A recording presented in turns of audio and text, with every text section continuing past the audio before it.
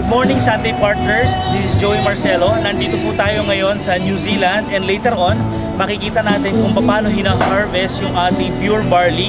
And at the same time, after harvesting, mapapanood rin namin kung paano pinapatuyo at paano pinapowderize yung ating pure barley. Although hindi lang namin kaya i-commit kung mapapakita namin sa inyo yung process of manufacturing because we believe it's highly confidential.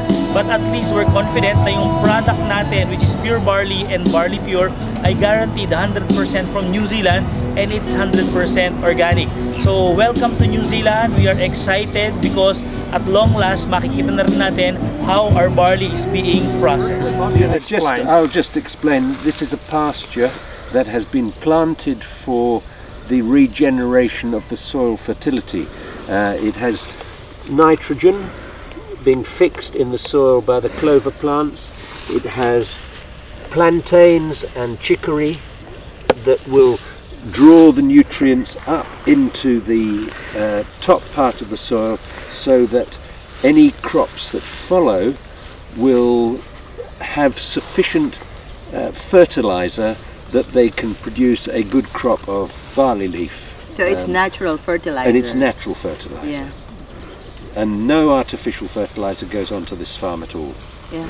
So how is it certified as organic? We are Tim Chamberlain, the farmer, is certified organic by BioGrow New Zealand, which is an organisation that monitors everything he does, and he will be audited every year and he has to show that nothing artificial has gone on.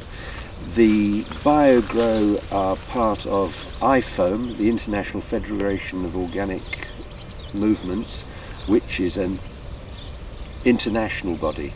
So the farmer is looked at by BioGrow New Zealand, BioGrow is looked at by IFOAM, and so the whole cycle of organic production is monitored internationally, back down to this little piece of soil here. Yeah. But they're almost, at the point where we're going to cut them off here. We're only going to take this bit. Yeah. Okay. We're not interested in that piece. Okay. Just from there. The topmost portion. The top upper And portion only. it will only be harvested once. Correct. Only once. You'll see We'll this, cut the it. harvester will be We'll going. show you when the we do that. harvest. Good morning, Sante. Nandito po tayo sa barley plant in New Zealand and right now nakikita nyo po, we're in the process of harvesting the barley. This is a 4-hectare property and it's very cold right here in this place right now. Okay, it's autumn po here in New Zealand and the harvesting process started several weeks ago. Okay, papatapos na po ang pag-harvest natin and right now we're finishing harvesting this 40-hectare property and we're excited because we finally experienced kung paano pong nag-harvest ng barley. This is an entirely organic plantation, organic farm certified by New Zealand. Okay, kung mapapansin nyo po yung pag-harvest, okay, it's around a few centimeters lang po and this farm will only be harvested once. Okay, so meaning after harvesting yung young barley grass, pinapalaki na po yung mga barley and pinapatubo na yung mga grains niya. Okay, yung grains niya, ibang application naman po yun, but we are just getting the topmost portion of the barley grass. Okay, so one harvest lang po because after harvesting yung topmost portion, nandun po yung pinaka highest quality ng barley natin and then that's it. Okay, palalakihin na po siya until maging barley grains. Oh yeah, here we are with our partners from New Zealand. They're in charge of our barley production. Yeah, welcome to New Zealand and to be part of this barley production.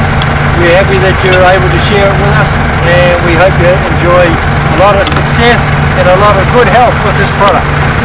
Thank you from New Zealand. So what do They just they do know prior? different things. What do they do prior to harvesting? They have to check the entire field if there are other materials in here such as leaves or. I walk. Okay. For our crops, Okay. I walk across the field Okay.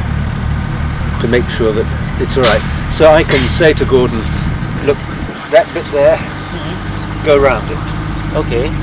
because it's got leaves in it. Ah. Okay. Or that bit has got some weed. Okay. prickleweed or something. Okay. Around it. You don't want that. Okay. So they, Certified, really, yeah. so someone independent. Because comes and many has can a- claim that their product is organic. Yeah. But you need a seal from some reputable. someone independent to Yeah. come and have a look. So that's what the Biogrow So label means. you audited once a year, twice a year? Oh, just once a year. Once a year. Ah, okay. Possibility of. When you say auditing, they look at your records, Yeah. how you. You'll Do they explain. do they still test the soil again? No, not anymore. We have to supply soil tests. Yep. Okay. Yeah. They say they want to supply residue tests. Well, we have to go and get one, but really it's just about your process, making sure you're buying the right seeds, Okay. putting the right fertilizers on, natural fertilizers. Thank you very much to you, our loyal Sante distributors. We are looking forward to a banner year this year and really tremendous growth in the years to come. Talagang we have not spared any expense just to come to New Zealand, so just to make sure that we're really getting the best, and we want to give you our best, our distributors. Thank you very much. God bless. Thank you very much, Sunday Partners. Papauwi na po kami ng Manila ngayon, and we believe that this is really a very successful trip. We've seen the entire process at kami po ay na-excite mismo habang in-explain nila sa amin what's the difference between an organic barley and a non-organic barley.